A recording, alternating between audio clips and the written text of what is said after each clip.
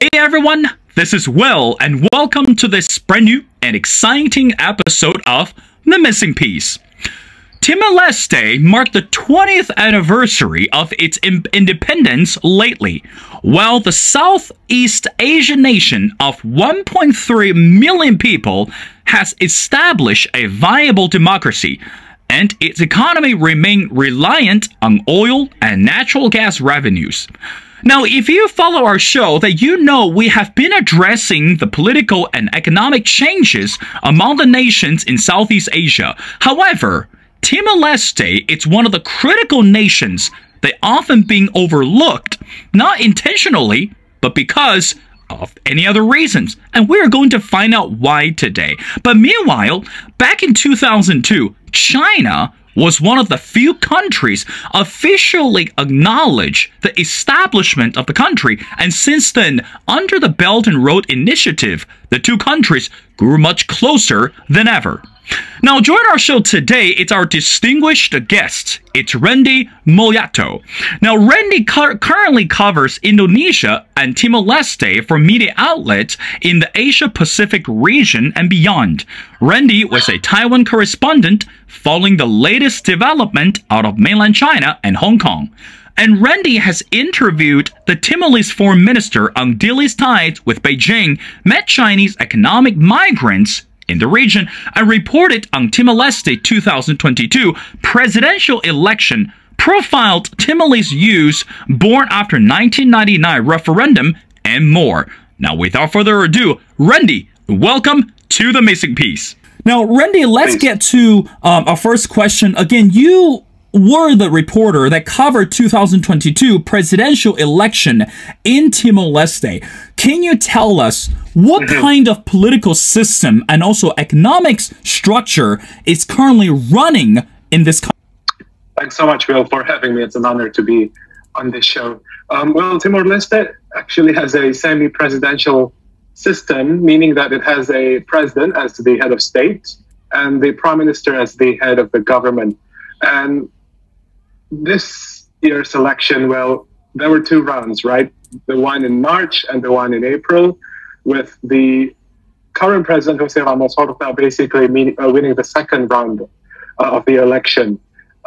So with regards to that, well, it is very interesting indeed, because Timor-Leste just basically went through the fifth election.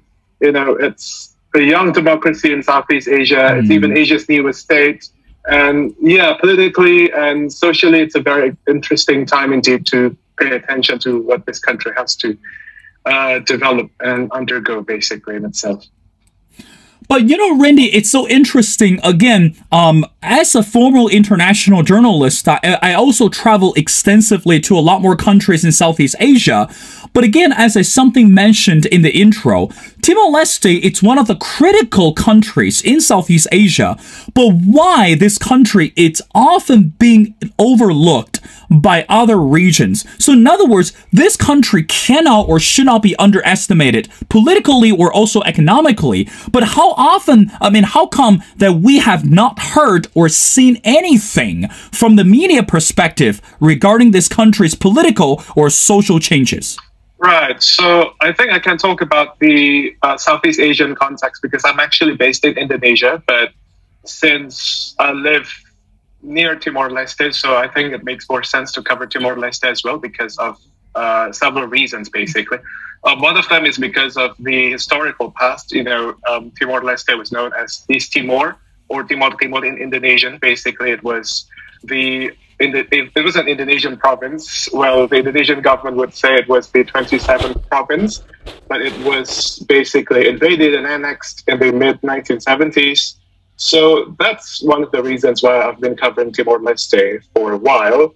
And the second one is basically how interesting it is, you know, basically to witness how such a young democracy, how a new state is basically building and rebuilding itself. But I think to answer your question, well, in terms of the media coverage, I have to say that it's not as widely covered as much as Indonesia. Because, you know, I mean, Indonesia is Southeast Asia's largest economy. Obviously, many eyes are on the country. You know, basically those in East Asia, and basically the Western world, because obviously it has a very interesting dynamic going on in Indonesia. But again, in terms of Timor-Leste, I should say that since it's much smaller, obviously it doesn't attract as much attention as, say, Indonesia or other neighboring countries. But I think it's definitely worth covering because, again, it's successfully held its fifth election this year, and obviously many other things that I think we can discuss further later on.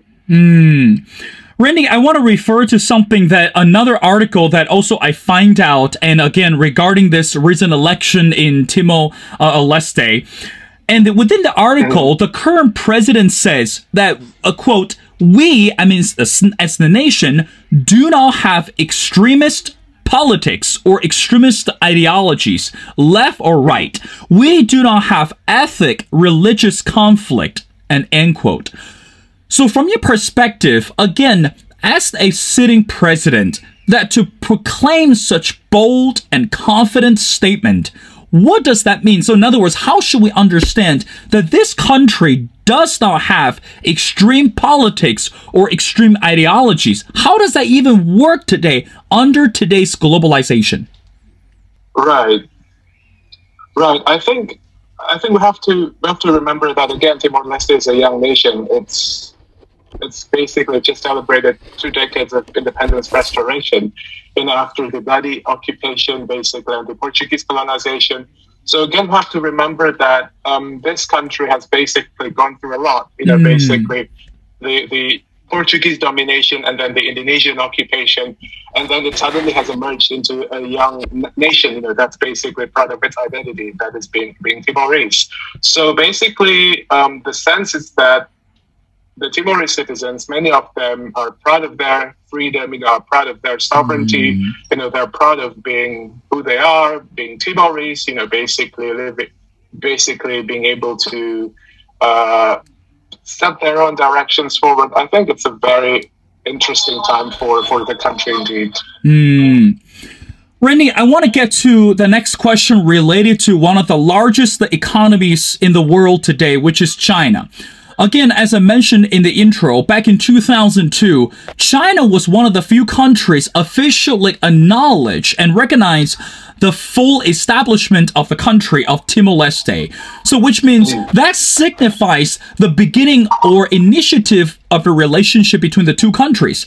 And also, the previous president and also the current sitting president both expressed the strong desire to support China under this Belt and Road Initiative. Now, the question directly to you, Randy, is how does that benefit the country itself, and why such a country only with 1.3 million people would like to be activated in the China region? I mean, what will be the end of the result? So in other words, what will be the long-term benefits for the people and the government in Timor-Leste? Right. Well, honestly, I'm not a Timorese person, so obviously the Timorese people might have anything else to add. But I think the way I see it is that it's a young country. It basically went through, again, a bloody occupation. Basically it went through a scorched earth policy. The Indonesians basically destroyed much of the infrastructure, much of the territory after they lost the 1999 UN referendum. So meaning that they no longer had the sovereign rights to control the territory. So they were obviously ashamed of it, and well, the territory was basically made into ruins. I mean, not every single inch of the territory, but obviously went through heavy destruction. So as a young country, logically speaking, I think it's very, very rational if you want to engage with as many countries as possible. And obviously China is one of them. If you travel to the capital, Dili, you could see basically it has a huge embassy compound there. It has a huge significant interest there. Basically tens of Chinese companies have invested there, have developed their infrastructure there. So it's basically one of the countries that China wants to engage more. Basically, being a young state, basically it wants to collaborate with Timor-Leste. So I remember I actually did a story back in August 2019. to commemorate the 20th anniversary of the UN-sponsored referendum when it decided to become an independent state, when it voted to become a sovereign nation. So I remember I interviewed an expert who basically said, well, for China, obviously Timor-Leste was an important playground in itself, because Taiwan has a huge significant interest in Timor-Leste as well, because it's a young country, and obviously these two governments just want to fight for influence there. So that was one of the analysts that I interviewed basically said about. So yeah, for Timor-Leste, obviously China is an important partner, but again, it's not the only country that is helping the country to develop. I have to accentuate on that, because again, sometimes it's very tempting to conclude that China is its largest trading partner, it's its largest country partner to develop its own infrastructure and other sectors of the country. But again, we have to remember that for Timor-Leste, well, it engages with as many countries as possible. Indonesia has a huge presence there. Indonesia exports a lot of goods to the country. It has a lot of SOEs there operating in Timor-Leste. Australia, the United States also have their own aid programs there. So I think it's quite, honestly, it's not really accurate to say that China is the only trading partner, but it's an important partner. And especially if you refer to the current president, Jose Ramos Horta, basically delivering his inauguration speech, saying that, well, the country wants to engage with many countries, China, Southeast Asia, Australia, and many others. Randy, again, as an international news reporter, I'm sure that you also follow that not too long ago, the leaders from ASEAN, which constitutes mainly the countries in Southeast Asia, were invited to the White House. For the first time, they met up with the sitting U.S. President Joe Biden. Again, on one hand, that signified this ASEAN and U.S. relationship. So in other words, from the U.S. perspective, they're trying to consolidate this economic and political power. But on the other hand, I guess that sent a strong signal to China as well. But meanwhile, based on the latest report, in the process, Timor-Leste is also applying and hoping to become the member of ASEAN as well. Look at the map. Geographically speaking, this is such a big deal if Timor-Leste eventually gets admitted into ASEAN. Now, from your perspective, why is it so crucial to be admitted into ASEAN for Timor-Leste? Is it just because the economic growing in China, or is it because this ongoing competition, political or economic competition between China and the U.S.? Right. I could be wrong, but for Timor-Leste, again, it's a young country. It wants to engage itself with the international community more. So it basically is open to any possible regional integration. And obviously, Timor-Leste being part of Southeast Asian countries, it definitely wants to be a part of the Southeast Asian community, the Southeast Asian group, which is ASEAN. So, pragmatically speaking, well, for Timor-Leste, obviously, it's very important for them to be part of ASEAN, right? Because, better access to the Southeast Asian market, basically stronger bilateral ties with the Southeast Asian countries, with the ASEAN members. Obviously, I think it's about Timor-Leste's interests. But I think it's quite difficult for Timor-Leste because, again, it's in the process of being admitted to the grouping, right? It's not yet the 11th full member of the bloc. So again, it still has so many things to do. It has established its embassy in 10 Southeast Asian capitals. It has basically tried to fulfill every requirement. It wants to engage itself with the region again. And what's very interesting is that I remember basically the then president-elect, Jose Ramos Horta, basically saying that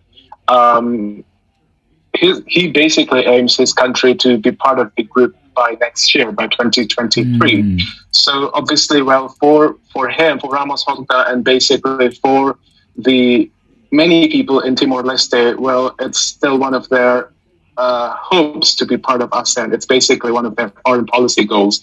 Because again, as a young country, you have to basically, explore yourself, basically further your economic integration. And I think basically the reason why it wants to join ASEAN is because it wants to realize its own, basically, dreams and interests. And I don't think it's definitely related to the current ongoing US-China feud, basically. Well, but Randy, in reality, let's be more realistic, that even though a country only with 1.3 million people, but again, in order to become part of the ASEAN, you have to really show what you are able to contribute to this organization.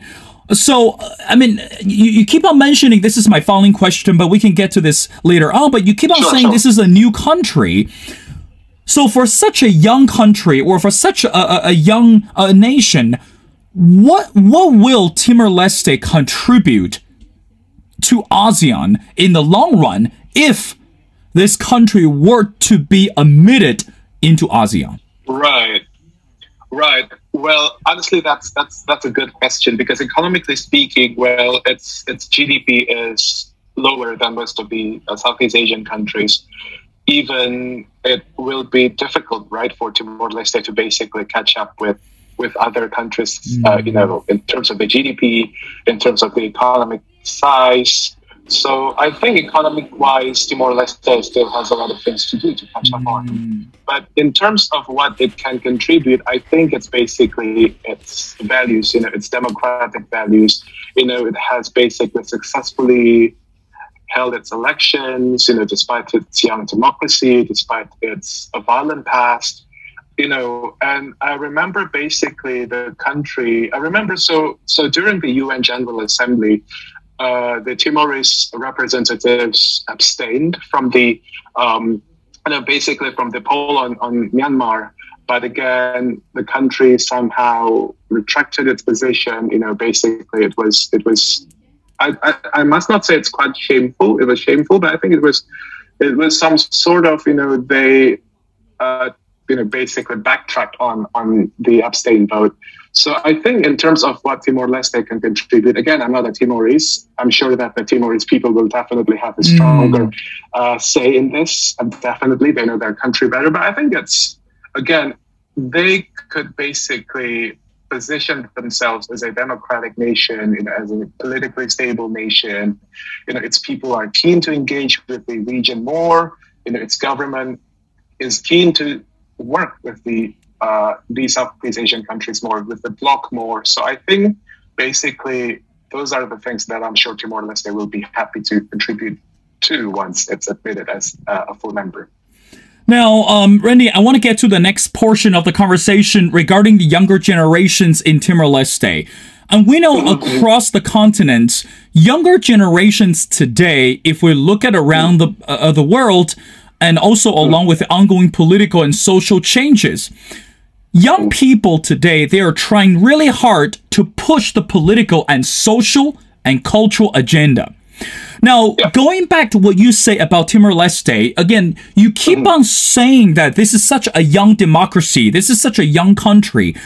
But to me, how should we understand the role of younger generation today in Timor-Leste? So in other words, in order to push or to maintain this political and social stability, how significant for younger generations in Timor-Leste to continue to play an active role? That's the first question.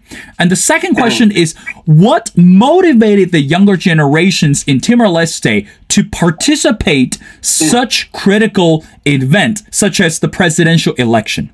Right. Well, for the younger Timorese, I mean, we have to be aware of the existing generation gap. So the seniors, basically, once grandparents grew up in the Portuguese era, so obviously they were educated in the Portuguese system. They spoke Portuguese. Basically they saw themselves as part of the empire. Basically as Portuguese subjects. And then fast forward a few decades later, basically one's parents, the Timorese parents, well, they grew up under the Indonesian rule, so they were technically Indonesian citizens. Basically they some of them might say they were oppressed. Some of them might say that they were trying to become an independent entity. Basically, they would say that they experienced a lot of things under the Indonesian rule. But again, obviously, they were educated in the Indonesian system. But moving to the 21st century, they became an independent country, free from the international help, technically free from the UN administration. They are basically able to run their own country by themselves, by the Timorese.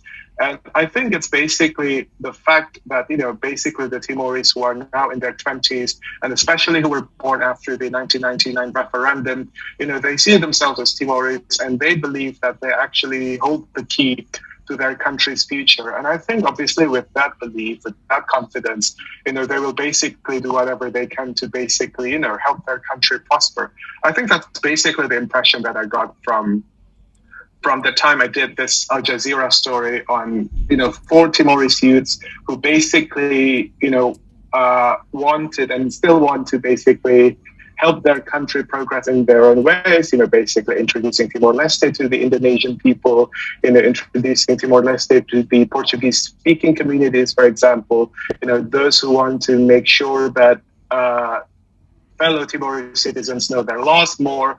So obviously with that confidence, I think it's very important that we have to note that many Timorese, they do have the confidence, obviously they do have the will, they do have the basically the willingness to basically help their country prosper, progress, whether economically or idealistically, but again, obviously like many other countries, there are also, again, some youngsters who just don't bother about it, right? So I think we have to know that, again, these Timorese people, obviously based on their generational background, based on their willingness to basically engage. Yeah, I think obviously we can see that many Timorese youths will basically, try to change the political landscape.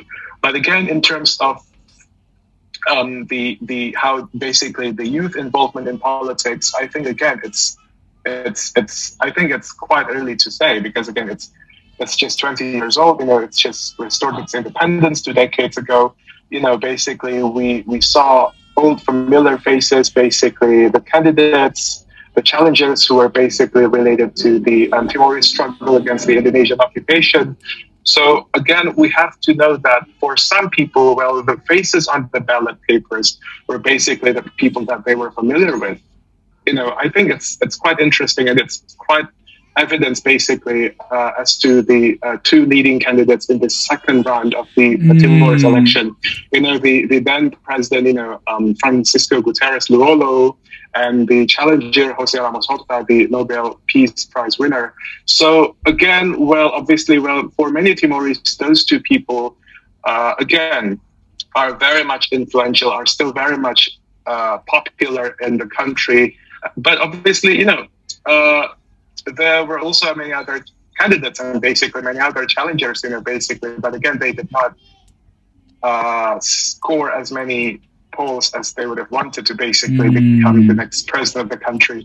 So, yeah, I think the generational gap is still there, but again, more candidates, meaning that more people just want to take the top job, and I think they're dedicated to achieve that. Well, Randy, I want to wrap up our conversation going back to a very simple concept. Again, right now we're looking at Timor-Leste, such a democratic country, but going back to the buzzword, or one of the popular buzzword, is called the word democracy. Now, if we look at the countries in Europe, democracy, it's at stake, politically or socially. But meanwhile, if we look at the U.S., supposed to be the role model for this democratic system or capitalistic structure. Now, from your perspective, how should we understand the word democracy today, not only from Timor-Leste, this country, but also, again, this might be abroad, but from this region of Southeast Asia? How should we understand the word democracy today? Right. I think if we want to talk about Timor-Leste, I mean, it's a very inspiring example because, I remember basically reading the news reports on Jose Ramos Horta's inauguration last week. Basically his opponent, the then president Luolo, basically embraced Ramos Horta. He didn't challenge the results, and he basically accepted his defeat. And I think that's very inspiring. That somehow gives you the idea that, okay, we could be rivals in the election, but again, I admitted that I lost, and I just want you to take the lead, basically, to take the country forward. I think obviously basically we didn't see, violence, basically chaotic post-election results, just like what we saw in Indonesia back in 2019. I think it's inspiring. I mean, how a young country, forget how such a young country tries to build and rebuild itself again. It's becoming a role model. Even if you look at the Economic Intelligence Unit's democracy index in 2021, you saw that it's basically the second most democratic country in Southeast Asia and the fifth most democratic country in Asia.